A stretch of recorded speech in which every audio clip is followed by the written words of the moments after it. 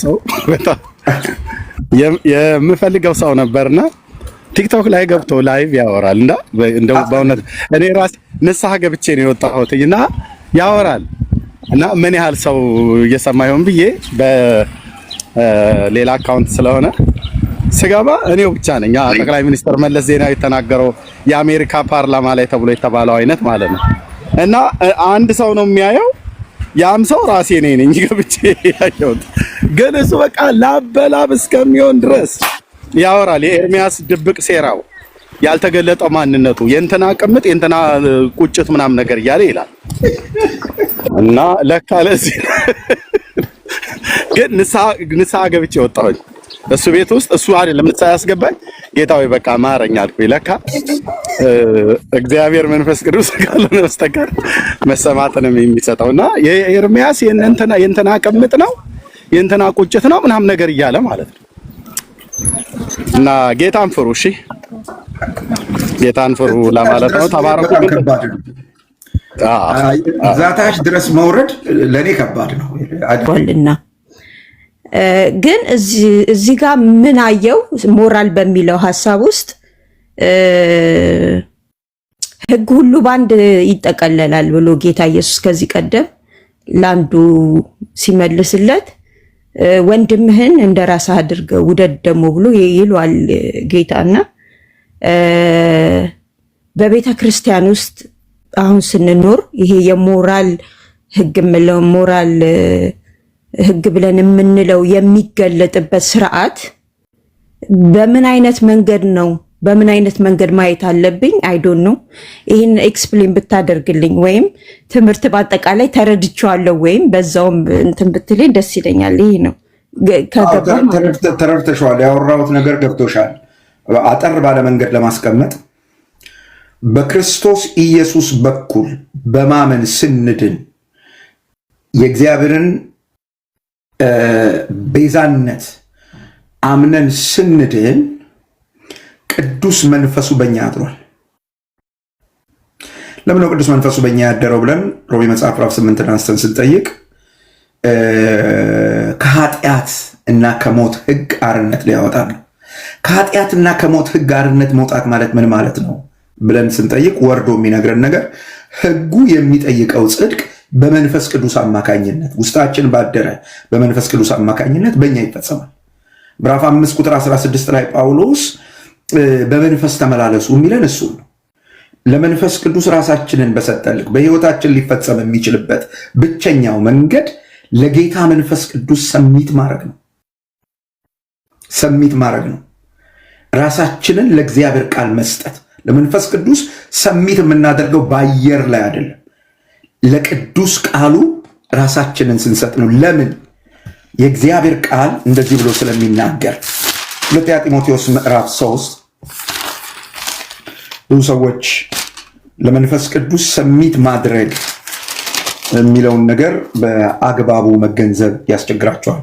ሁለተኛ ጢሞቴዎስ ምዕራፍ 3 ቁጥር 16 የእግዚአብሔር ሰው ፍጹምና ለበጎ ስራ ሁሉ የተዘጋጀ ይሆን ዘንድ የእግዚአብሔር ሰው ፍጹምና ለበጎ ስራ ሁሉ የተዘጋጀ ይሆን ዘንድ የእግዚአብሔር መንፈስ ያለበት መጽሐፍ ሁሉ ይላል። የእግዚአብሔር መንፈስ ያለበት መጽሐፍ ሁሉ 1 ለትምህርት፣ 2 ለተግሳጽ፣ 3 ልብን ለማቅናት፣ 4 በጽድቅ ላለው ምክር ደግሞ ይጠቅማል። ለመንፈስ ቅዱስ ሰሚት የማደርገው እንዴት ነው ከተባለ በዚህ በቅዱስ ቃሉ ትምህርት፣ በቅዱስ ቃሉ ተግሳጽ፣ በቅዱስ ቃሉ እርምት ልቤ ሲቀና ቅዱስ ቃሉ በሚለው ልክ ለጽድቅ ሕይወት ስርዓት ራሴ ስሰጥ መንፈስ እኔን ይሞላኛል። ደን ሕጉ የሚጠይቀው ጽድቅ በሕይወቴ ይፈጸማል። ይህንን የማደርገው ለመዳን ነው አይደለም። ስለ ዳንኩ የዳነው ሰው ሕይወት ስርዓት ይሄ ስለሆነ የዳንኩበት ምክንያት ይሄ ስለሆነ በዚህ ምድር ስኖር ሌላ ነገር ውስጥ ይዞኝ እንዳይሄድ እንጂ መጽሐፍ ቅዱሳችን ድህነትን በ3 ጊዜያቶች ያሳያል አይደል? ድነናል፣ የዳንን ነው፣ ደግሞ እንድናለን ብሎ ይናገራል። እሱን አሁን እዚህ ማብራራት አልፈልግም። ሌሎች ሰዎች ይህንን ነገር ሲያነሱ ስለምሰማ ማብራራት አልፈልግም እዚህ። እኛ ምን ማለታችን ነው? የወንጌል አማኞች ይህን ስንል ምን ማለታችን ነው? ይሄ ከኛ ነው የተወሰደው። እኔ ከአሁን ቀደም ሰምቼው አላውቅም፣ ግን ይመስለኛል እዚህ ቲክቶክ ላይ ሲሯሯጥ ተገኝቶ ነው የተወሰደው እና ሞዲፋይ ተደርጓል ይመስለኛል። እኛ ወንጌል አማኞች ምን ማለታችን ነው? ሌሎችስ ምን ማለታቸው ነው የሚለውን እናያለን። እና ልክ ነሽ መርሲዬ፣ መዳን ወይም መጽደቅ፣ ከዛ መቀደስ፣ ጀስቲፊኬሽን፣ ሳንቲፊኬሽን እና ግሎሪፊኬሽን የሚባለው ነገር ማለት ነው። መዳን፣ መቀደስ እና መክበር የሚባል ነገር አለ። እኛ እሱን ማለታችን ነው። ድህነት ሲባል እሱን ማለታችን ነው። ግን እነዚህ እያንዳንዳቸው ይብራራሉ፣ የተያያዙ ናቸው። ይሄንን ስለዳንን፣ ይሄንን ስላገኘን፣ ይሄንን ስለተቀበልን ህጉ የሚጠይቀው ጽድቅ በመንፈስ ቅዱስ አማካኝነት በእኛ ህይወት ይገለጣል።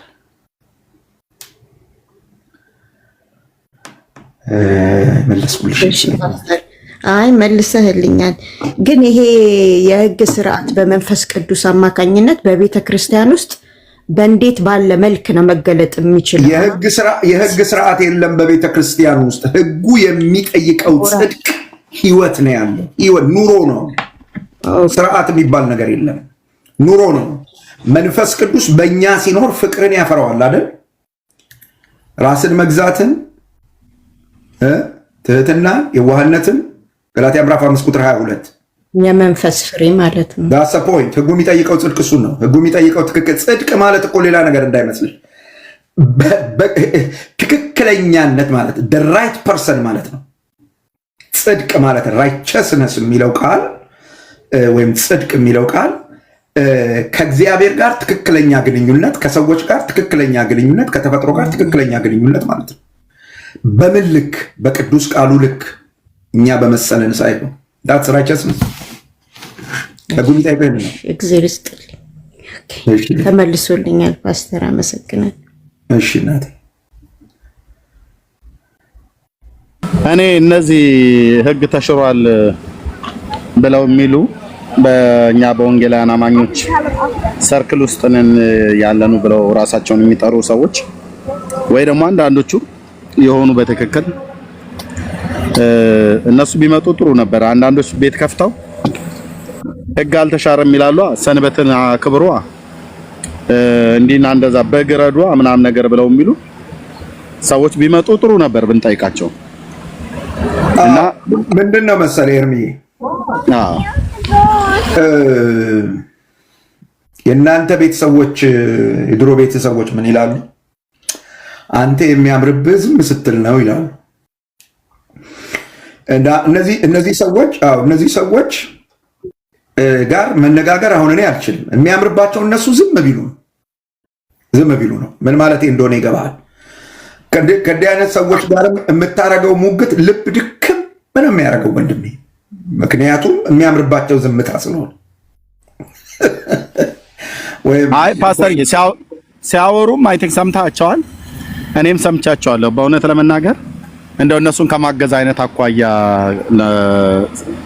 ከሚል ነው እንጂ የምታግዛቸው አይደሉም። ኤርሚዬ አንድ ሰው አውቄ ጨርሻለሁ ካለ አታግዘው። እንዴት አድርገህ ታግዘዋለህ? ማለት በቃ እኮ ውሃ እዚህ ድረስ አይደለም ብትሞላው፣ እዚህ ጋር ከሞላ እኮ በቃ አለቀ። ላድርግ ብትል ጥፋት ነው የሚሆነው። እና እነዚህም ሰዎች በቃ አሁን እንዳልከው በግረዷ እንትን በሏ የሚል በጣም ልክ ያልሆነ ነገር ስለሚያደርጉ አይመጥንህም። በዛ ለእኔ ችግር ነው። በዛ እዛታቸውን እጄ ለማውራት ያስቸግረኛል እና ያስቸግረዋል። እንደ አይነት ሰዎች ልቀት እንዳላቸው ነው የሚናገሩት። ግን እኔ ሲናገሩ ሰምቻቸዋለሁ። በቤታቸው ገብቼ ላወራቸው እንዳልፈልግ እነሱን ለሌሎች ሰዎች ማስተዋወቅ ይሆናል ብዬ በሚል 6 እና 7 ሰዎች ይዘው ሲያወሩ ሰምቻቸዋለሁ። እና እኔ ደግሞ በዋናው አካውንቴ ከመጣሁ ብዙ ህዝብ ተከትሎ ሊመጣ ነው እነሱን ለማስተዋወቅ። አትድከም። ይኸው ግን እንደው እዚህ ካላችሁ መጠየቅ መጠየቅ ይችላል። ያ ራይት ተረታቸውን ሲያወሩ ይመዝናል እኮ ህዝብ። ይሄ እግዚአብሔር ቃል ተሰጥቶታል። በዚህ እግዚአብሔር ቃል እንደ ቤሪያ ሰዎች እነሱ ሲያወሩ ነገሩ እንዲህ ሆነን ብለው መፈተሽ ይችላሉ። አንዳንዱ ሰሞኑን አንድ ነገር አይቻለሁኝ። እንዴት አድርጌ ቲክቶክ ላይ ታዋቂ ልሁን ብሎ አንዱን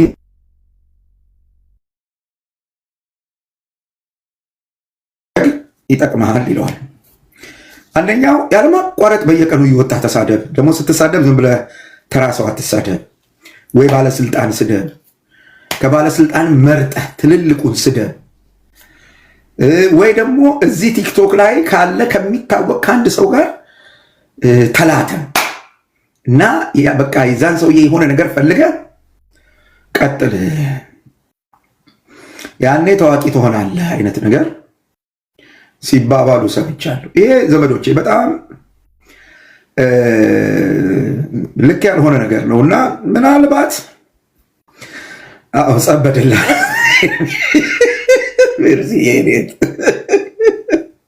እንደሱ ማለት ነው እና ምናልባት ለእነዚህ ሰዎች ቀደም እንዳልከው 6 ሰው እየሰማቸው 7 ሰው እየሰማቸው ለስንት ደቂቃ እንደሚሰማቸው አናውቅም። ብዙ አያስጨንቀኝም እነሱ ነገር። እግዚአብሔር ሕዝብ እዚህ መጥቶ የእግዚአብሔርን ቃል ይማራል፣ ይፈትናል፣ በእግሩ ይቆማል። ይህ ሕዝብ ምንም እኮ ጥያቄ የለው። እነሱንም ሲሰማ የነበረ አንድ ቀን እግር ጥሎት እዚህ ሲመጣ መልሶ አይሄድም እነሱ ጋር። የአንደኛው ሰው በጣም የምፈልገው ሰው ነበርና ቲክቶክ ላይ ገብቶ ላይቭ ያወራል እና እንደው በእውነት እኔ ራሴ ንስሐ ገብቼ ነው የወጣሁት እና ያወራል እና ምን ያህል ሰው እየሰማ ይሆን ብዬ በሌላ አካውንት ስለሆነ ስገባ እኔው ብቻ ነኝ። ጠቅላይ ሚኒስትር መለስ ዜናዊ የተናገረው የአሜሪካ ፓርላማ ላይ ተብሎ የተባለው አይነት ማለት ነው እና አንድ ሰው ነው የሚያየው። ያም ሰው ራሴ ነኝ ገብቼ ያየሁት። ግን እሱ በቃ ላበላብ እስከሚሆን ድረስ ያወራል። የኤርሚያስ ድብቅ ሴራው፣ ያልተገለጠው ማንነቱ፣ የእንትና ቅምጥ የእንትና ቁጭት ምናምን ነገር እያለ ይላል እና ለካ ለዚህ ግን ንስሐ ገብቼ ወጣሁኝ። እሱ ቤት ውስጥ እሱ አይደለም ንስሐ ያስገባኝ፣ ጌታዊ በቃ ማረኝ አልኩኝ። ለካ እግዚአብሔር መንፈስ ቅዱስ ካልሆነ በስተቀር መሰማትንም የሚሰጠውና የኤርሚያስ የእንትና ቅምጥ ነው የእንትና ቁጭት ነው ምናምን ነገር እያለ ማለት ነው። እና ጌታን ፍሩ፣ እሺ ጌታን ፍሩ ለማለት ነው። ተባረኩ። ዛታች ድረስ መውረድ ለእኔ ከባድ ነው። በጭራሽ አልሰማ። እኔ የምልህ ይልኩልኝ የለ በዚህ በእንትኑ እኮ ምንድን ኢንባክስ በምትሉት ማዕት ነገር ነው የሚጽፉልኝ። ማዕት ነገር ለእሱ ጊዜ የለኝም። ስንት ስራ አለብኝ የምልህ እኔ እሱን ሳነብ ለእሱ መልስ ስራ ማልጠፋብኝ። ቅዱሱን ቃል ምንድን ነው? አጭበርባሪውን ብር ለመለየት እውነተኛውን ብር ነው ማወቅ። የባንክ ሰራተኞች እውነተኛውን ብር ነው እንዲያውቁ የሚደረጉት። እውነተኛውን ብር ሲያውቁት ያ ማጭበርበሪያው ብር ሲመጣ ወዲያው ይለዩታል። እኛ የእግዚአብሔርን ቃል እግዚአብሔርን ፈርተን በእግዚአብሔር መንፈስ እና ደግሞ እንደ አገልጋይ በኃላፊነት ተዘጋጅተን ቅዱስ ቃሉ የሚለውን ብቻ ለማለት ለቃሉ ታምነን እናስተምራለን። እዚህ እውነተኛውን ብር እንሰጣለን። ከዛ በዘለለ ህዝቡ ፌክ ብር ይዘውለት ሲመጡ አይገዛም፣ እርግጠኛ ነኝ።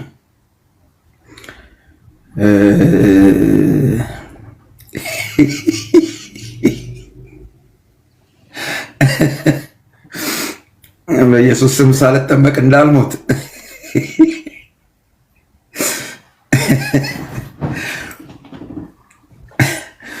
ዝም ብትሉ ምን አለበት እናንተ? አሁን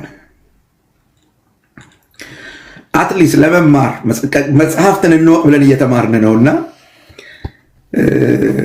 ዝም ብላችሁ ብትማሩ ጥሩ ነው የሚሆነው። የተክለ ማርያም ገዛኸኝ ልጅ ነው አይደል?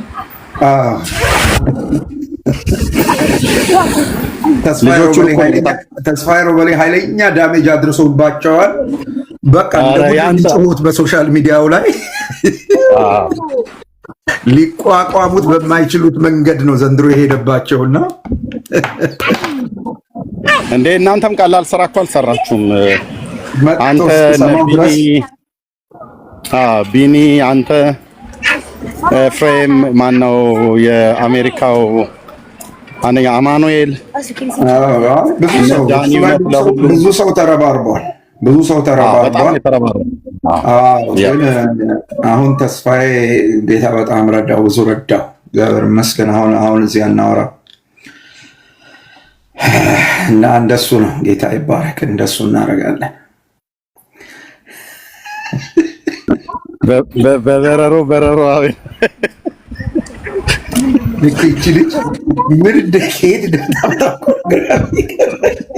እኮ አይደለም እህትየው፣ በረሮ እኮ አይደለም። ዝንብ አይደል እንደ እሳቸው አራት ዝንብ አይደል እንደ ተስፋዬ ሮበሪያ ሮበሪያው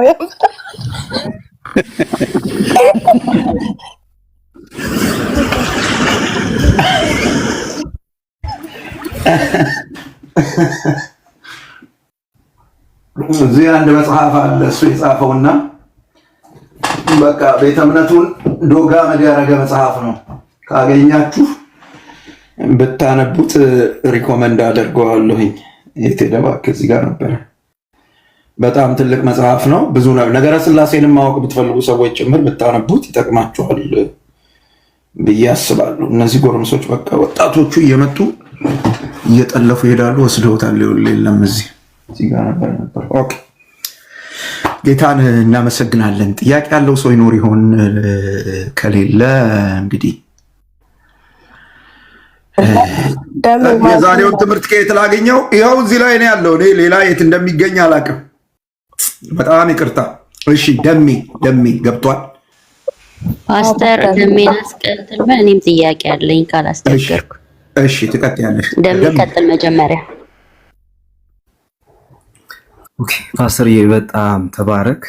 እንግዲህ ከልጅነት ጀምሮ ያንተን ትምህርት እየሰማሁ ያደግኩትኝ አንዱ ያንተ ፍሬ ነኝ። በብዙ ተባረክልን።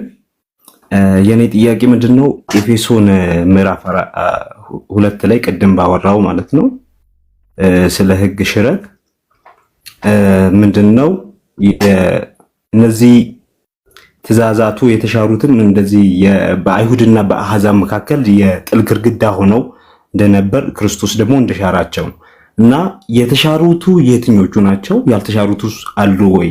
ምክንያቱም ሮሜ ምዕራፍ 7 ቁጥር 12 ላይ ነው። አይ ቲንክ ሕጉ ቅዱስ ነው ይላል፣ ትእዛዛቱም ቅድስትና ጻድቅትም በጎ ናት ይላልና እዚህ የተሻረ ወይ አለ ወይ? የተሻሩት ምክንያቱም ከቤተ መቅደስ ጋር የተገናኙ ግርዛት ሊሆን ይችላል። እነዚህ ከቤተ መቅደስ ከቅድስተ ቅዱሳን ጋር የተገናኙ ህግጋቶች አሉና እነዛ ናቸው ወይ የተሻሩት? እሱን ግልጽ ለማድረግ ያክል ነው። ተባረክ። ያ እነሱ ናቸው። ቅድም አንስቻለሁኝ በጣም በስፋት ያወራሁት ቅድም እሱን ነው። ተሽረዋል ሲባል በቃ አያስፈልጉም ተብሎ ተደምስሰዋል ሳይሆን በጌታችን በኢየሱስ ክርስቶስ የመስቀል ስራ አማካኝነት እነሱ በሙሉ ተወግደዋል። አሁን ሰው ወደ እግዚአብሔር መምጣት ካለበት፣ ከእግዚአብሔር ጋር መገናኘት ካለበት፣ እግዚአብሔርን ማምለክ ካለበት እነዛን የመቅደስ ስርዓቶች፣ ህጎች መጠበቅ አያስፈልገው። በዛ ሳይሆን በክርስቶስ በኩል አይሁዳዊም ሆነ አሕዛብ ኢየሱስ ክርስቶስን በማመን በመንፈስ ቅዱስ አማካኝነት ወደ እግዚአብሔር መግባት ተሰጥቶታል ወይም ይችላል። ስለዚህ ተሻሩ የምንላቸው እነሱ ናቸው። ሞራል ሎው የምንለው ግን ጳውሎስ የሚያነሳው ቅዱስ ነው። ሮሜ መጽሐፍ ምዕራፍ 7 ላይ ያብራራው ሐዋርያው ቅዱስ ጳውሎስ ሞራል ሎው የመቅደስ ሎው አይደለም፣ ወይም ከአምልኮ ከስርዓቱ ጋር የተያያዘውን አይደለም። ሞራል ሎው ነው ያብራራው ምዕራፍ 7 ላይ። ምናልባት ጌታ ቢፈቅድ ሮሜን ስናጠና ልናየው እንችላለን እና እሱ እዛ የሚያወራው ነገር በክርስቶስ ኢየሱስ ምዕራፍ 7 ምዕራፍ 8ን አያይዘህ ነው ማየት ያለብህ። ምዕራፍ 7 እና ምዕራፍ 8ን ስታነብ አንድ ላይ ስታነብ ነው በትክክል ስለ ሞራል ሎው እያነበበ እንደሆነ የምታውቀው። ምክንያቱም ምዕራፍ 8 ቁጥር 1 ላይ እንግዲህ በክርስቶስ ኢየሱስ ላሉት አሁን ኩነኔ የለባቸውም ይላል። የሚኮንነው የትኛው ነው ከተባለ አይ ከባድ አይደለም፣ ዝግ ብሎ ማንበብ ነው። ከባድ አይደለም። በጣም ግልጽ እና በጣም ቀላል የሆነ ሐሳብ ነው ያለው እና ከሞራል ሎው የተነሳ ወይም ከሞራል ሕግ የተነሳ በውስጡ ያለ ትንንቅ አለ፣ ጦርነት አለ።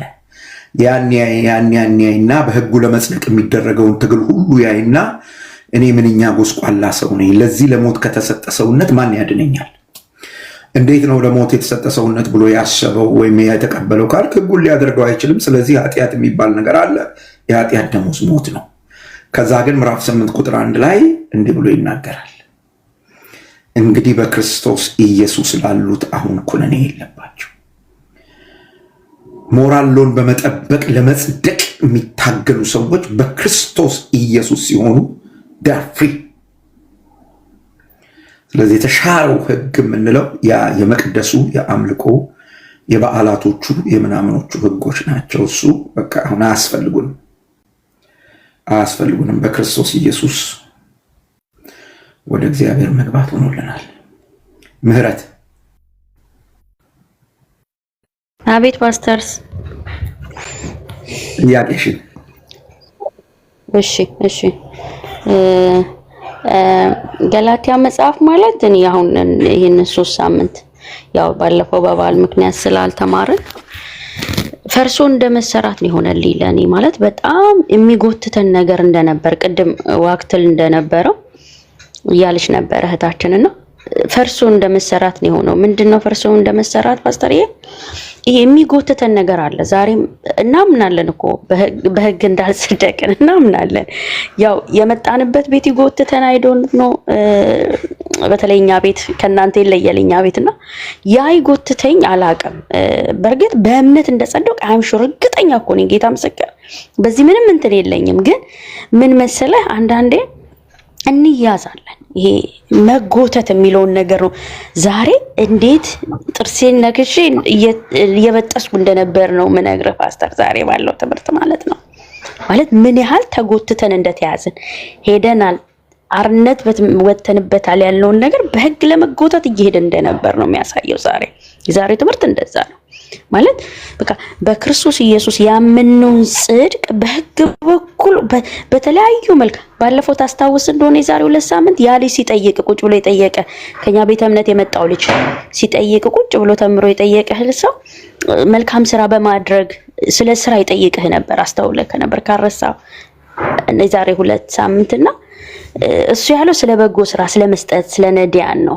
እኔ እንደውም የዛ ቀን ወታች ወረድኩኝ ፈጥኜ ብዙ ጥያቄ ስላልነበረኝ ይሄ መባ ከመስጠት አስራት ከመስጠት ከመጾም ከመጸለይ ዛሬ ክሊር አረከው በአጋጣሚ መሃል ገብተህ ማለት ይሄ እንትን እንዳልነበረ እግዚአብሔርን ለማስደሰት እያለ የምናደርጋቸውን ነገሮች እንትን እያለ ነበርና ጌታ ኢየሱስ ዘመነን ይባርክ። እኛ በክርስቶስ ኢየሱስ ነው የጸደቅነው።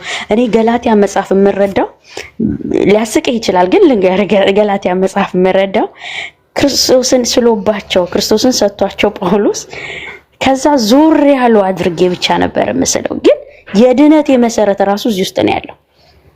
የዳንኩበትን መሰረት እዚህ ውስጥ ነው ያገኘሁት። በጣም እኔ ኤፌሶን ላይ ነበረ ድነቴን በደንብ ለመፈለግ የምታገለው።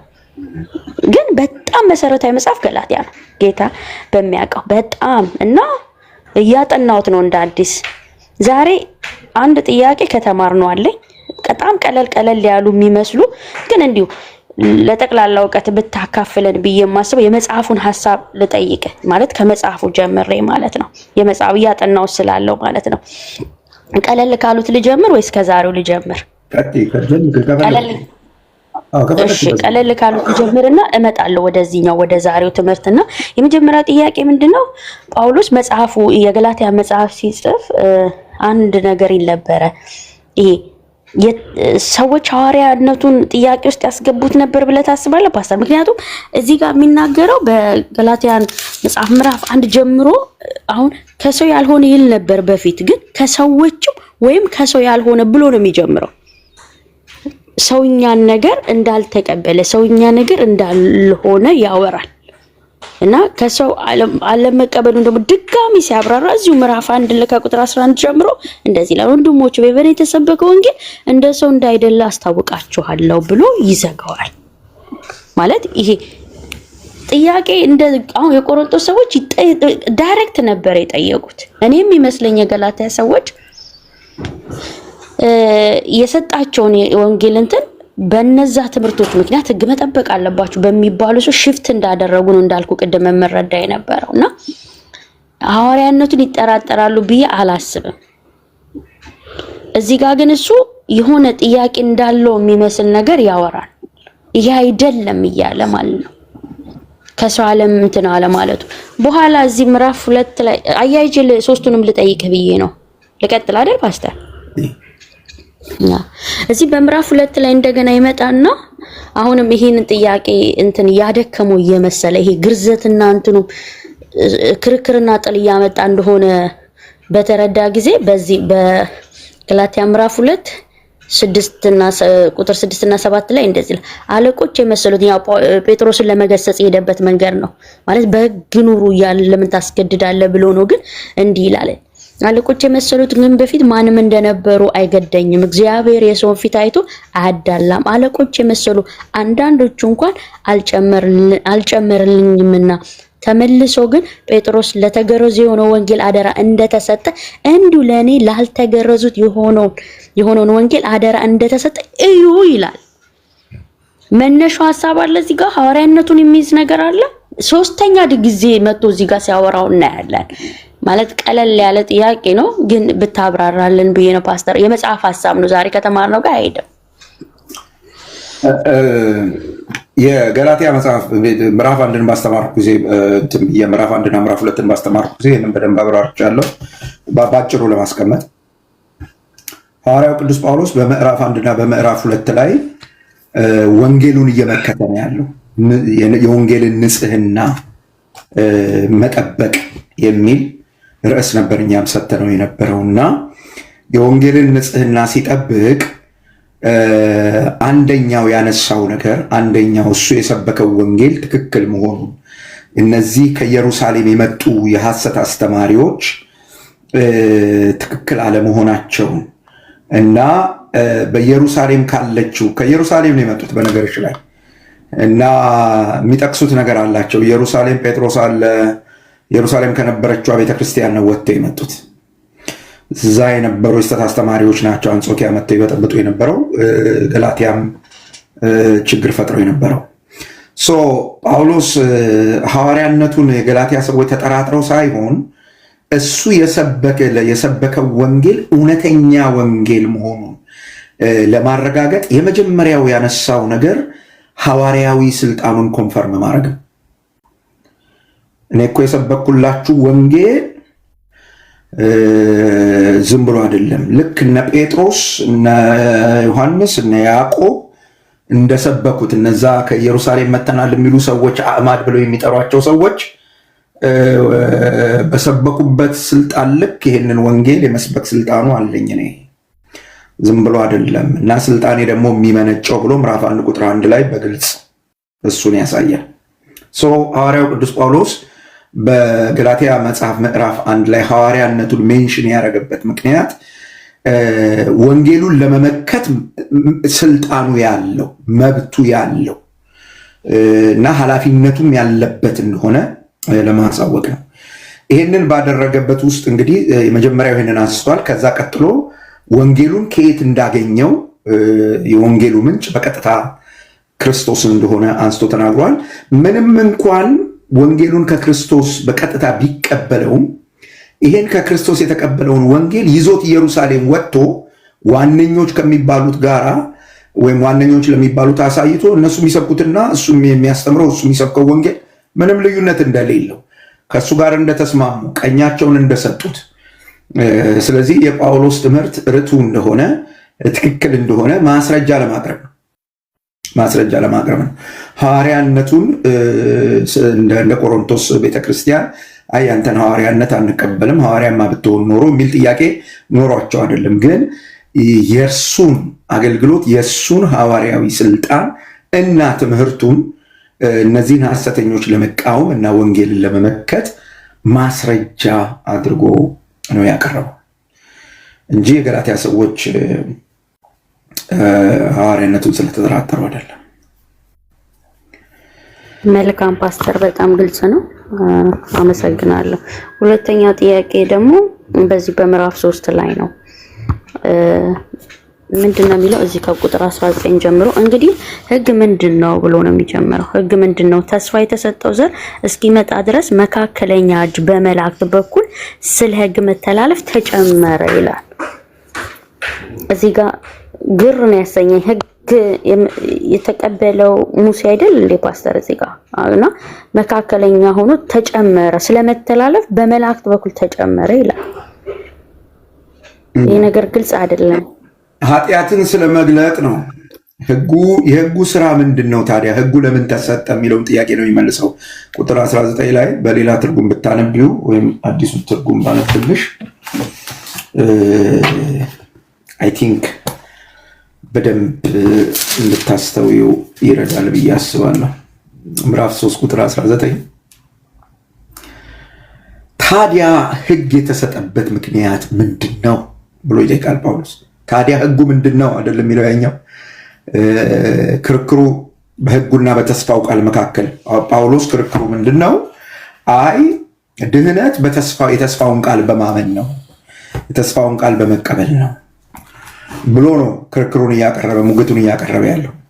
እና እነሱ ሊጠይቁት የሚችሉትን ጥያቄ ነው የሚጠይቀው ጳውሎስ። ታዲያ ህግ ለምን ተሰጠ ብሎ ማብራሪያ ሊሰጥ ነው ጥያቄ የሚያነሳውና ታዲያ ህግ የተሰጠበት ምክንያት ምንድን ነው ይልና ህግ የተጨመረው ይላል ከመተላለፍ የተነሳ ተስፋው ያመለከተው ዘር እስኪመጣ ድረስ ነበር ይላል። ወይም ከኃጢአት የተነሳ ኃጢአት ምን እንደሆነ እንዲታወቅ፣ ኃጢአት ምን እንደሆነ እንዲገለጥ ተስፋ የተሰጠው ዘር ክርስቶስ እስኪመጣ ድረስ በህይወት እንዲኖሩበት፣ ኃጢአትን እንዲያውቁ፣ ኃጢአትን እንዲሸሹ፣ ልክ የሆነና ልክ ያልሆነ ነገር እንዲለዩ፣ እግዚአብሔር የሚፈልገውና የማይፈልገውን ነገር እንዲለዩ እና በዛ አግባብ እንዲሄዱ እና ከእግዚአብሔር ጋር ያላቸውን ግንኙነት በዛ መልክ እንዲጠብቁ ነው የተሰጠው። ይሄ እስከ መቼ ነበር ብሎ ይናገራል። ተስፋው ያመለከተው ዘር እስኪመጣ ድረስ ነበር። ህጉ የመጣው ይላል ቨሪ ሪማርካብል። ህጉ የመጣው ከሰፈር አይደለም። ህጉ የመጣው ከሰዎች አይደለም። ህጉ የመጣው በመላእክት በኩል በአንድ መካከለኛ እጅ ነበረ ይላል እና የዘጸአት መጽሐፍ ቀጥታ ከእግዚአብሔር ሙሴ እንደተቀበለው ነው የሚነግረን። ጳውሎስ በመላእክት በኩል ብሎ በዚያ መልአክ እንደ መካከለኛ ብሎ ይናገራል። ዋናው ትኩረቱ የጳውሎስ ህጉ የመጣው ከእግዚአብሔር ነው። ይሄ አሁን እኔ አያድንም የምለው ህግ ምንጩ እግዚአብሔር ስላልሆነ አይደለም። ምንጩ እግዚአብሔር ነው፣ የሰጠው እግዚአብሔር ነው። የመጣውም በመካከለኛ በአንድ ወገን በመካከለኛ በሆነ በመላእክት በኩል ነው ብሎ ይናገራል። ሆኖ መካከለኛው አንድን ወገን ብቻ የሚወክል አይደለም። እግዚአብሔር ግን አንድ ነው ይላል። ቨሪ ሪማርካብል። እዚህ ድረስ ማንበብ ያስፈልጋል። ህጉን የሰጠውም የተስፋውንም ቃል የሰጠው እግዚአብሔር አንድ ነው። የጳውሎስ መልእክት ይሄ ነው። ህጉን የሰጠውም የተስፋውን ቃል የሰጠውም እግዚአብሔር አንድ ነው። የተስፋው ቃል ለአብርሃም ሲሰጥ በቀጥታ ነው። ማንም መካከለኛ የለም። ንጽጽሩ እሱ ነው። ማንም መካከለኛ የለም። በቀጥታ ነው እግዚአብሔር ለአብርሃም የተስፋውን ቃል የሰጠው። ህጉ ግን በቀጥታ አልመጣም። መካከለኛ አለ። ሙሴም ይሁን መልአክ ይሁን መካከለኛ አለ እና እያሳየ ያለው ምንድን ነው ያልሽ እንደሆነ የተስፋው ቃል ታላቅነት ምዕራፍ 3 ላይ የሚሞግተው እሱ ነው። የተስፋውን ቃል ታላቅነት እና በቀጥታ የተስፋው ቃሉ ለአብርሃም መጥቶለታል። ህጉ ግን በመካከለኛ እጅ ነው የመጣው። በቀጥታ ለአብርሃም የተናገረውም ህጉንም በመካከለኛ እጅ የላከው ግን አንድ ነው፣ እሱም እግዚአብሔር ነው ብሎ እዚህ ቁጥር ላይ የሚያብራራው እውነት ይሄንን ነው። ለምንድን ይሄን የሚላቸው ከሆነ ጥያቄሽ ይሄን የሚልበት ምክንያቱ ህግ የተሰጠው በስተት አይደለም። አሕዛብን በእምነት ማጽደቅ ወይም ሰዎችን በእምነት ማጽደቅ ከዘላለም ጀምሮ ፕሮግራሙና እቅዱ የነበረ እግዚአብሔር በእምነት የሚያጸድቅበት የሴቲቱ ዘር እስኪመጣ ድረስ ህጉን ሲሰጥ በድንገት አይደለም፣ በመካከለኛ እጅ ነው። ተስፋውን ቃል ግን ቀጥታ ራሱ ነው ለአብርሃም የሰጠው። ስለዚህ እግዚአብሔር ሐሳቡን አልለወጠም። ህግ በመስጠት ሰውን የሚያጸድቅበትን መንገድ እግዚአብሔር አልለወጠም። ከመጀመሪያ ጀምሮ በእምነት ነው፣ አሁንም በእምነት ነው የሚል ትንታኔን የሰጠው። እሺ ፓስተር በጣም ነው የማመሰግነው። ግልጽ ነው ማለት በጣም አሁን በራልኝ ማለት ያ መካከለኛ ተደርጎ የተሰጠው ህግ አላስፈላጊ ሆኖ ሳይሆን ወይም ደግሞ የጉልበት ለማሳጣት ሳይሆን ተስፋ የነበረውን የአብርሃምን ለማጉላት እንደሆነ አሁን ገባኝ። እኔ ግን ሐሳብ ያን በዘጸአት ሲሰጥ ለሙሴ ስለነበረ ያ ነው ጥያቄ የፈጠረብኝ። እሱን ህጉን ሲሰጥ ስለነበረ ሲቀበል ስለነበር ማለት ነው ፓስተር። እንደዚህ አይነት ኮንፊውዥኖችን ለማስወገድ ለሁላችሁም ይጠቅማል። ባለፈው ጊዜ ተናግሬያለሁ፣ አሁን ደግሜ ልናገር። የብሉይ ኪዳን የአዲስ ኪዳን ጸሐፊዎች ብሉይ ኪዳንን ኮት ሲያረጉ በሁለት መንገድ ኮት ያደርጋሉ። አንዳንዴ ቃል በቃል አምጥተው ኮት ያደርጋሉ። አንዳንዴ ሐሳቡን ያመጡና እነሱ ሊናገሩ ከፈለጉት ሐሳብ ጋር ማች አድርገው ይናገራሉ። ስለዚህ መጽሐፍ ቅዱሳችሁን ስታጠኑ ህግ ስለተባለ በራችሁ ዘጸአት መሄድ ያስፈልጋችሁ። እዚህ ምዕራፍ 3 ውስጥ ጳውሎስ ምንድን ነው እያወራ ያለው? እና ባለፈው እንደነገርኳችሁ ምልከታ፣ ትርጉም፣ ተዛምዶ የሚባለውን የመጽሐፍ ቅዱስ አጠናን ዘዴ በመከተል ስታጠኑ እንዲህ አይነት ኮንፊውዥኖች ግራ ማጋባት ያቆማሉና በዚህ መልክ ተጠቀሙ። ላንቺም ለሌሎችም ነው የተናገርኩት። እሺ ፓስተር እናመሰግናለን። የመጨረሻ አንድ ሐሳብ ካላስቸገር ሌሎችን ቦታ እንዳልይዝ አንዴ ብቻችን ትንበልልኝ። ብዙ ያስኩት ውስጥ ጥያቄ ነው የጠየቁ። አሁን ይሄን ዛሬ ተማርነውን ጠቅለል አድርገን ሐሳብ ስንረዳ ገላትያ መጽሐፍ ህጉ ኃጢአተኝነትን ለማሳየት እንደሞግዚት እንደሆነ እንይዝና የተስፋው ቃል ግን ለጽድቅ፣ ለእምነት፣ ለመዳን የሆነውን ነው እንዲያደርገን ነው የምንረዳው። እንዲያርገን እንያዘው፣ እንዲያርገን ተቀበለው። ህጉ በገላትያ መጽሐፍ ውስጥ ህጉ እንዴት ተብራራ ብለን ስንጠይቅ ህጉ ኃጢአትን ይገልጣል፣ ህጉ ወደ ክርስቶስ ይመራናል ሞግዚት ነው ስለሚል፣ ከዛስ የሚያድነው ግን ክርስቶስ ነው። ምንድነው? ክርስቶስን በማመን እንጂ በህግ አይደለም። እንዴት እንድናለን? በእምነትና በጸጋ። በእምነትና በጸጋ ከዳንን ከዛ ህይወታችን እንዴት ይቀጥላል? በመንፈስ ቅዱስ። በመንፈስ ቅዱስ የተለወጠ ህይወት፣ መንፈስ ቅዱስ በሚሰጠን የተለወጠ ህይወት ስንኖር ከህግ ባርነት ነፃ ወጥተን እንኖራለን። ለምን?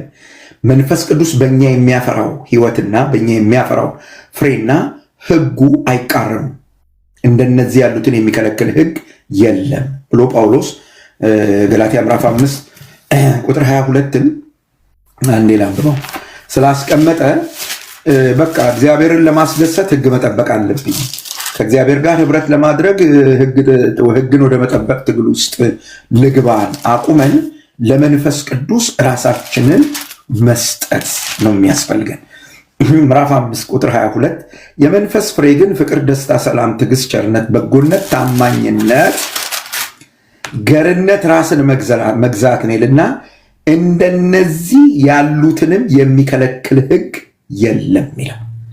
በዚህ ህይወት ስርዓት የምንኖር ከሆነ ህግ ምን ይሰራልናል? አብቅቷል። ነፃ ወጥታችኋል። ወደዚህ የህይወት ስርዓት ለመምጣት የህግ ባሪያ ላለመሆን በመንፈስ ቅዱስ ተመላለሱ ነው ብለን እንውሰዱ የዛሬውን መልእክት ማለት ነው። ተባረክ። ጌታ ኢየሱስ ዘመንን ይባርክ። ፓስተር በጣም ነው እናመሰግነው። ተባረክልን። እሺ እርሜ ጨርሻለሁ። እነ ሜርሲ ፓስተር እረፍት አላችሁ በሉ። ያ ሌሎች እህቶች የሚል ካሉ በልና እረፍት አድርግ። አዎ ከዚህ በኋላም ሌላ አገልግሎት ስላለ ትለቁኛላችሁ። ፓስተር የጌታ ኢየሱስ ዘመንህን ይባርክ።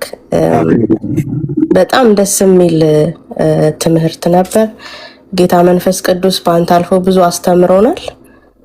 ዘማሪዋ እንደዘመረችው ብዙ ምርኮ እንዳገኘው ሰው በቃልህ ልቤን ደስ አለው እንዳለችው በቃሉ በጣም ብዙ ምርኮን አግኝተናል ዛሬ። እግዚአብሔር ይባረክ፣ ስሙ ከፍ ያለ ይሁንና አሁንም ሁሌም እንደምለው እግዚአብሔር እሱ ማለዳ ማለዳ አዲስ እንደሆነ ላንተ ማለዳ ማለዳ አዲስ የሚሆን የሚጨምር የሚበዛ ጸጋ መገለጥ፣ ቅድም እንዳልከው መገልበጥ ሳይሆን መገለጥ፣ መረዳቱ በቃ እንዲበዛልህ ጌታ ኢየሱስ ደግሞ ትውልድን አሳልፎ እንዲሰጥ ጆሮዎችን፣ ልቦችን፣ አይምሮን መቆጣጠር የምትችልበት የእግዚአብሔር ጸጋና መንፈስ በኃይል ባንተ ላይ እንዲሆን እንጸልይልሃለን። ቁልፍ የክርስትና ቁልፍ በቃ ብዙ ሰዎች ኮንፊውዝ የሚሆኑበት ቦታ ነው። አሁን ጌታ መርቶ እኔ ከመንፈስ ቅዱስ ተመርተህ ያው ስትጀምረውም ስለምናውቅ ማለት ነው። ጌታ መርቶ ነው የጀመርከውና ስልክ ገብቶብኝ ነው ቁልፍ የሆነ ቦታ ላይ ነው የጀመርከው። ምክንያቱም ብዙ ሰዎች መዳን በእምነት ወይስ በስራ ህግን በመጠበቅ ብለው በጣም ግራ የተጋቡበት እንደምታውቀው እዚህ ፕላትፎርሙ ላይ ባለን አገልግሎት በዚህ በኮምፓራቲቭ ቴዎሎጂ እስከዛሬ የሚያጨቃጭቅ እስከዛሬ ብዙዎች በተለይ በህግ ስራ በመጠበቅ በመስራት እንደናለን የሚሉ እስካሁን ብዙ መልስ የሚጠብቁበት ግራ እየተጋቡ እንደገና ወደ እውነት የሚደርሱበት አርእስት ነው ለአንተ መንፈስ ቅዱስ ወደ ህዝቡ ይዘህ እንድትመጣ ያደረገህ ነገርና ጌታ ስሙ ይባረክ። ነገርን በጊዜው ሁሉ ውብ አድርጎ ይሰራል እንደሚል ያለ ምክንያት አይደለም በዚህ ሰዓት ይሄንን እየተማርን ያለ ነው። ቢያንስ አንድ ነፍስ በምን በኩል ነው ምድነው እያለች እየተጨነቀችና እያሰበች ሊሆን ይችላል ብዬ አስባለሁ። እና ደግሞ እንደምናውቀው አብዛኛው ሰው ገናን እያከበረ ያለበት ሰዓት ነው ተወልዷል ብሎ ማለት ነው። እና እኔ ከኦርቶዶክስ እንደመጣሁ ከኦርቶዶክስ ባክግራውንድ እንዳለኝ ስለ ህግና ስለ ጸጋ የቱ ቃል አሳረፈሽ ብትለኝ ዮሐንስ ወንጌል ምዕራፍ 1 ከቁጥር 17 ላይ ያለው ቃል አሳርፎኛል። መልስ አግኝቼበታለሁ። ምንድነው የሚለው? ህግ በሙሴ ተሰጥቶ ነበርና ጸጋና እውነት ግን በኢየሱስ ክርስቶስ ነው። ኢየሱስ ክርስቶስ ይዞት የመጣው ጸጋና እውነትን ነው። አሜን። ለኔ ጌታን ለመቀበል ከነበሩብኝ ጥያቄዎች እምነትና ስራ ከሚለው መልስ የሆነኝ ልቤን ያሳረፈው በዮሐንስ ወንጌል የተጻፈው ቃል ነው። አሜን። ከዛ ጳውሎስ በመልእክታቶቹ ለቤተክርስቲያኖቹ በጻፈው መልእክት ደግሞ በጣም አድርጎ ዛሬ አንተ እንዳብራራኸው ልባችንን ያሳርፍልናል። ስለዚህ ይሄ ዛሬ በኢትዮጵያ ትላንት ይመስለኛል ወይ ዛሬም ቀን ላይ ነው ሰዓታችን ትንሽ ዛሬ ተወልዷል ብላችሁ የምታከብሩለት ዛሬ የልደት ቀኑ ነው ተብሎ የሚከበረው ጌታ ጸጋና እውነትን ነው ይዞ የመጣው። አሜን። ይሄ ጌታ ጸጋና እውነትን ይሄ ጸጋ ምንድን ነው? ለቲቶ በጻፈው መልእክት ይሄ ጸጋ የሰዎችን ሁሉ ልጆች የሚያድን ኃጢአተኝነትና ክፉ ምኞትን የሚያስክድ። ቅድም ፓስተር ሲናገር ነበር። ጸጋ የማያስተወን ከሆነ ሂድ የሚለን ከሆነ የሚያቅበጠብጠን ከሆነ ይሄ ትክክለኛ ጸጋ አይደለም ሲለን ነበር። እውነት ነው። ቲቶ ላይ ይሄንን ዓለምና ኃጢአትና ዓለማዊ ምኞትን ካላስካደ ጸጋ አይደለም። ዛሬ ተወልዷል ብለን እያከበር ነው ያለነው ጌታ ጸጋንና እውነትን ነው ይዞ የመጣው። ይህን ጸጋ ደግሞ በማመን የዘላለም ሕይወት እናገኛለን። የዛሬ የተሰጠን ጌታ አንድያ የእግዚአብሔር ልጅ ነው። ፓስተርዬ አሜን አይደለ? አንድያ ልጁን እስኪሰጥ ድረስ ዓለሙን እንዲሁ ወዶታል ነው ያለው። ነገር ግን መጥቶ ዋጋ ከፍሎ ስለኛ መተላለፋችን እሱ መተላለፍ ሆኖ ከአንድያ ወደ በኩር ልጅ ሆነ። ለምን? እኛንም የእግዚአብሔር ልጆች አደረገን። ሲሰጠው አንድያ ልጅ ነው። አሁን ግን እሱ የበኩር ልጅ ነው። ለምን?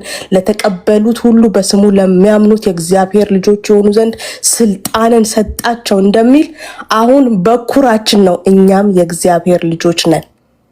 ይሄ ሁሉ የሆነው በጸጋውና በእውነቱ ነው። ስለዚህ አንድከም። ጸጋው በእምነት ሊያድነን የእግዚአብሔር ደጆች ለሁላችንም ክፍት ናቸው። የበኩሩ ልጅ ሆኖ ታናሽ ወንድም መሆን ትፈልጋለህ? ታናሽ እህት መሆን ትፈልጋለሽ? እህቴ ወንድሜ፣ ወደዚህ ጸጋ ዋጋ ወደማያስከፍለው አምነ በእምነት ተቀብለ ወደምታርፍበት ወደዚህ ጸጋ በፍቅር እንጠራችኋለን። አሜን። ማረፍ ይሁንላችሁ፣ ማምለጥ ይሁንላችሁ። በዓል ከማክበር ዶሮ ከመብላት ለስላሳ ሶዳ ከመጠጣት የሆነ ነገር ከመጠጣት የተወለደበትን ዋና ምክንያት ሲወለድ ምን ይዞ እንደመጣ ደግሞ ማወቅ ይሆንልን። ጸጋና እውነትን ነው ይዞ የመጣው። ያ ጸጋ ደግሞ በእምነት እኛን ያድነናል። አድኖን እሱን በኩር አድርጎ እኛንም የእግዚአብሔር ልጆች ያደርጋል። ይሄንን ማወቅ መረዳት ይሆንላችሁ ወገኖች። ፓስተርዬ ጌታ ኢየሱስ ዘመንህን ይባርክ። የፓስተርን ትምህርት የምትፈልጉ አምልኮ ለጌታ ቲዩብ ላይ አስቀምጠውታል። ፓርት 1 ፓርት 2 ፓርት 3 እያሉ አይ ቲንክ የዛሬው ፓርት 5 ይመስለኛል። ብዙ ሰው ከታች ሲጠይቅ ነበር። አምልኮ ለጌታ ዩቲዩብ ቻናል ላይ አለ፣ ኤልቃል ላይም አለ። ፓስተር የምትፈልገው ከሆነ ያንተ ላይም ቢጫን መልካም ነው ባይ ነኝ። እኔ ማን ይጭነዋል? እኔ ጊዜ ማን እንዴት እንደሚጫን አላውቅም። አንደኛ እሺ ፓስተር እነሱ ካዳረሷቸው ይበቃቸዋል። እሺ ፓስተር እየተባረክ አሜን። ፓስተርዬ በብዙ ተባረክልን። እንደው አንድ ነገር ሳልናገር ቦታ በጣም ቅር ይለኛል ብዬ ነውና በብዙ ተባረክልን። በእውነት እኔ እንደነገርኩ ከልጅነት ጀምሮ ጓደኞቼ ጭምር የተለወጡበት ትምህርት ቢኖር ያንተ ነውና በጣም በጣም ምን ያክል እንደነካን አስታውሳለሁ። የዛኔ በጣም ልጆች ነበር፣ ምንም አናቅም ነበር። ድንገት ጌታ ነው በቃ ያንተን ስብከት በእንትን ነበር እቺ በተን ስልክ ነበር የሰማነው። የዛኔ ልጆች ነበር እና በብዙ ባንተ ተለውጠናል፣ በብዙ ባንተ ተምረናል።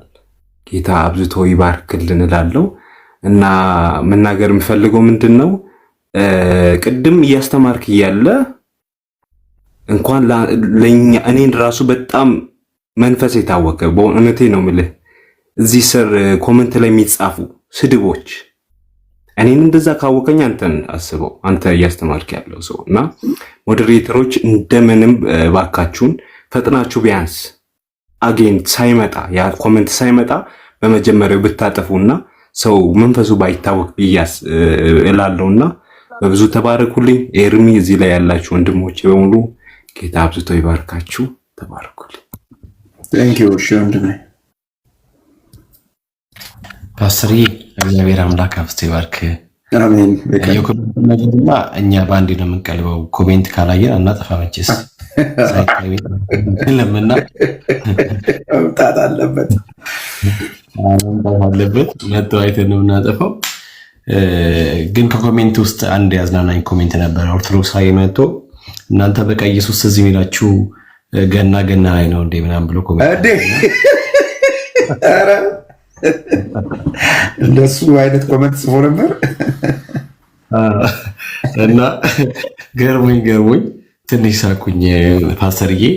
ከዛ ባሻገር ግን አንድ ቅናት ቀናውኝ ማለት አንተ ያለህበት ቤተ ክርስቲያን ያለበት የሚመገቡ ተመጋቢዎች ምን አይነት እድለኞች ናቸው፣ ምን ያህል እግዚአብሔር አምላክ ባርኳቸዋል ብዬ እንዳስብ አደረገኝና በእውነት ቀናውኝ በጣም። እኔ እንዲህ ሲል በቃ እኔ ያለሁበትን ስለማቅ ነው ማለት ግልጽ ነው፣ ምንም ስለማያስፈልገን አንዳንድ ጊዜ መልካም መጋቢዎች ያስፈልጋሉ ለቸርቹ። በቃ በትክክል ሰዎች የሚፈልጉትን ነገር አግኝተው እንዲወጡ የሚያስችል በእውነት ያስፈልጋልና ብቻ ጸሎቴም ስለሆነ ነው ፓስተርዬ፣ ጸሎቴም ስለሆነ ነው። በጣም ነው ደስ ያለኝ። ለእናንተ ጥቅም ሲባል ስለተሰጠኝ የእግዚአብሔር ጸጋ መጋቢነት በእርግጥ ሰምታችኋል አይደል የሚለው ሐዋርያ ጳውሎስ። እና ብቻ ያስፈልገናል። እኔ እንደዚህ ነው የባረካቸው ሁሉንም። እግዚአብሔር አምላክ ጥሩ መጋቢ ይስጣችሁ። አሜን። ጥሩ መጋቢ በሚያስፈልጋችሁ ነገር ሁሉ በቃ ሊሰጣችሁ የሚችል አይነት መጋቢ፣ መልካም መጋቢ እግዚአብሔር ይስጣችሁ።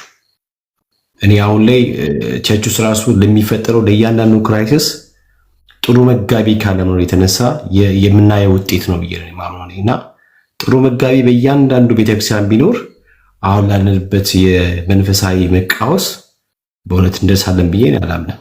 እና በቃ ሙያተኞች ሳይሆኑ ጥሩ የእግዚአብሔር ጸጋ መጋቢዎች እግዚአብሔር አምላክ ለሁላችንም ይስጠን። ለሁላችንም ከጭወት ያለፈ እንደው ጥቅሱን በአግባቡ ባለመፍታት ሐሳቡን በቅጡ ባለመረዳት ዝም ብሎ በቃ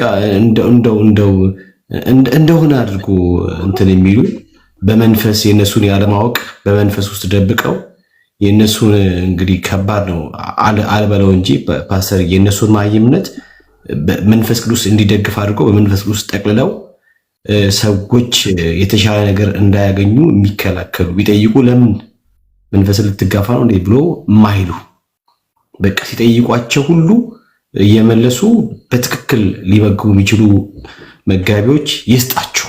እኔ እንደዛ ነው ባረከውና በጣም ነው የቀናሁት ፓስተርዬ በአንተ ጋር ባሉት ወንድሞች እህቶች አንተ ጋር ቁጭ ብሎ ከስር በሚመገቡ በጣም እድለኞች ናቸው። ምን ያህል እግዚአብሔር ይባርካቸው ነው ብዬ ነው በእውነት በብዙ ቅናት እንትን ያልኩትና እድለኞች ናቸው እናንተ ከፓስተር ስለሆናችሁ የተመገባችሁ ያላችሁ። አንተም ደግሞ ጊዜን ሰጥተህ ሳትንቀን እንደው ልመግባችሁ ብለህ እንኳን መተህ ስለመገብከን ከዚህ ከማያልቀው ከእግዚአብሔር ቃል ሁሉ ጊዜ አዲስ ከሆነው ከእግዚአብሔር ቃል ነፍስን ከሚያረሰርስ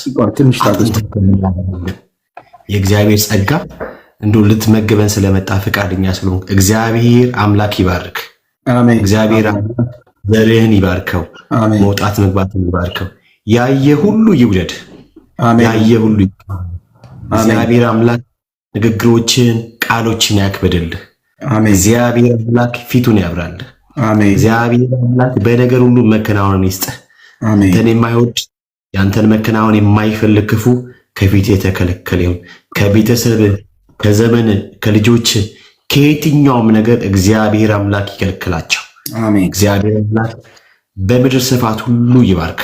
እግዚአብሔር ወድሃለሁ ፓስተርዬ። ተባረክልኝ ቤካዬ፣ ጌታ ይባርክ። እንግዲህ ምንም አልልም፣ ዝም ብዬ ለምሰማችሁሽ ጌታ ይባርክ። ተባረክልኝ። እኔም እግዚአብሔር ይባርክ። አድዋዬ ለቤካ አንድ ነገር ልነግረው ፈልጌ ነው ካንተ ስር ቁጭ ብሎ የሚማር ሲልና ቤካዬ አንዴም እንዳረገ ልንገርችን ብቻ ልናገርና እሁድ ፕሮግራም ላይ ነው አዳራሹ ሙልት ብሎ እያገለገለ ነውና ስለመመስከር ወጥቶ ስለመመስከር ላገኛችሁት ሁሉ ትመሰክራላችሁ? አዎ ይላል አዳራሹ። ቃል ትገባላችሁ? አዎ። የእሁድ ፕሮግራም ነውና አስቡት፣ ህዝቡ ሁሉ በቃ ሙልት ብሎ ግማሹ በውጪ ባለ ዳሽ ውስጥ አዳራሹ ሞልቶ እንደዛ ነው እንካፈለውና በሉኑ ተከተሉኝ ብሎ መገናኛ ምድር ላይ ይዞ ወጣ ማለት ነው። በፓስተር ስር ቁጭ ብሎ መማር እንዲህ አይነትም ነገሮች አሉና ፓትላድዋዬ ጌታ ዘመንህን ብርክ ያደርግ። አረሳውም። ለብዶችም ትመሰክራላችሁ፣ መንገድ ዳርም ቁጭ ላሉ ለሁሉም አዎ አለ ህዝቡና የሚያረገው አልመሰለውም። በሉኑ ኑ ተከተሉኝ ብሎ የእሁድ ፕሮግራም ላይ ነው ህዝቡን ሁሉ አስከትሎ። አንዴ መገናኛ ነበር ቸርቻችን፣ ኢትዮጵያ ነው እንግዲህ ማወራችሁና መገናኛ ሁሉ ተጥለቀለቀና አረሳው። እግዚአብሔር አምላክ ዘመንህን ይባርክ፣ ጸጋ ብዝት ይበለለድ። አድዋዬ ዛሬ አሜን። በጣም የብዙ ሰዎች ጥያቄ እንደተመለሰ እኔም በቃ ምስክር ነኝ ለራሴምና ይሄ ህጉ የህግ ነገር በቃ ቅድም አይ ቲንክ ምህረት ነበረች ስታነሳ ነበር አንዳንድ ነገሮች እና ይመስለኛል ሁላችንም ውስጥ ያለ የሆነች ፍርት የምንላት አለ አይደል? እግዚአብሔር የሚቀየመን የሆነ ነገር ስናደርግ እግዚአብሔር ፊቱን የሚያዞር እና ዛሬ በቃ ንቅል ብሎ እንዲወጣልን ንቅል ነው። እኔ ንቅል ብሎ ይወጣልኝ። ረጅም ሰዓት ወሰድኳል ካንተ እንጂ እኔ 2 ደቂቃ ራሱ የተቀመጥን አልመሰለኝም እና በጣም በቃ ገላትያ እንደዚህ ጥፍጥ ብሎ ገላትያና ሮሜ እንግዲህ የሌሎቹን አላቅም። ፐርሰናሊ እኔ ሳነብ አንዳንዴ በቃ የሚያስቸግሩኝ ነገሮች አሉና ዛሬ ግን ገላትያ ይሄ ህጉ በቃ በጣም ጥርት ብሎ ነው የገባኝና በጣም በጣም ጌታ ኢየሱስ ዘመንህን ይባርክ። ውድድር ማድረግ እንግዲህ እግዚአብሔር ይባርክ። አሜን። ተባረኪ። ያላችሁ ቤተሰቦች ሁላችሁም ተባረኩልኝ። አሜን። ፓስተር የኔ ነገር ማለት ስለ ቅንነት ማለት የምፈልገው ነገር ስላለ ነው። ማለት እኔ ብዙ አላውቅም፣ በኤርሚ ነው ወደዚህ ቤት የመጣሁትና ግን የትኛውንም ጥያቄ እኔ ብቻ አይደለም ሌሎችም እንትን ሲል ማለት ኖረናል በእግዚአብሔር ፊት እንዳልኩ የእግዚአብሔርን ቃል እናነባለን። ግን ዛሬ በተለይ እኔ እንጃ አይ ዶንት ኖ ገላትያን እኔ እንጃ ፈርሶ በቃ እንደመሰራት ነው። በእርግጥ ለሁላችንም ይሆነልን ብዬ ነው ማስበው። ግን ስለ ቅንነት ውርድ ብለህ ለምትመልስልን መልስ ማለት ይሄ እንደዚህ አይደለም፣ ይሄ እንደዚህ አይደለም ብለህ ሳይሆን በቃ ዝቅ ብለህ ነው የምትመልስልን። ወርደህ ለማስረዳት ለማትረፍ የምትሄድበትን መንገድ ያር ሰው አምብል በጣም ትሁት ሆነን የመጣኸው እና በእውነት በኤርሚ ያገኘን በረከት ነህ። እናመሰግናለን ማለት በጣም መልካም ማለት የኔ ደግሞ በጣም የገረመኝ ነገር እዚህ ነው። በቃ ለመረዳት ሰው ከፈለገ ያንተ ትምህርት ቀላል ነው፣ በጣም ቀላል ነው። የሆነ ልብ መክፈት ብቻ የሚጠይቅ ነው። በቃ የለም እንደለም ተባብለን ወደዚህ የመጣ ነው። ባለፈው ሳምንት እንዴት እንጠባበቅ እንደሆነ ቤኪ መስከር የባለታ እንዴት እንድስንጠብቅህ እንደነበረን እስከ 8 ሰዓት ድረስ እና ጌታ ዘመንህን ይባርክ።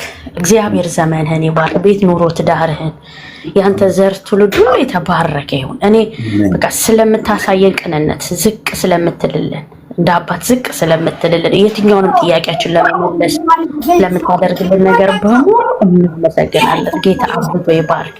ተባረኩ። እዚህ ያላችሁ ወንድሞች ሁሉ እህቶች ሁሉ ከታችም ከላይም ያላችሁ ጌታ ኢየሱስ ዘመናችሁን ይባርክ። ለበረከቱን ፓስተር በጣም ነው የምናመሰግነው። ተባረኩ ወገኖች። ሌላ አገልግሎትም አለኝ ብሎ ስላለ ስለደከመው ይረፍ። ተባረኩ። ጸጋ ይብዛላችሁ። ኮፕሊንግ ሼር ታብ በማድረግ አብራችሁን ያገለገላችሁ ደግሞ በጥሞናም ሰምታችሁ ጥያቄ ጠየቃችሁ፣ እንደዚሁም ሰምታችሁም ደግሞ ጥያቄም ባትጠይቁ የግድ መጠየቅ አለባችሁ ማለት አይደለም። እስከገባን ድረስ መጠየቅ የለብንም፣ ካልገባን ግን መጠየቅ እንችላለን እና ጸጋ ይብዛላችሁ። ተባረኩ። ኔክስት ዊክ ጌታ ቢፈቅድ በተመሳሳይ ሰዓት እንገናኛለን። ሁሌ ከምሽቱ 3 ሰዓት በኢትዮጵያ ረቡዕ ሁሌ ከምሽቱ 3 ሰዓት ላይ መርሃ ግብር ይጀምራል። የተለየ ፕሮግራም እንደዚህ አሁን እንደባለፈው ክሪስማስ ስለነበረ አቋርጠን ነበር ተነጋግረን።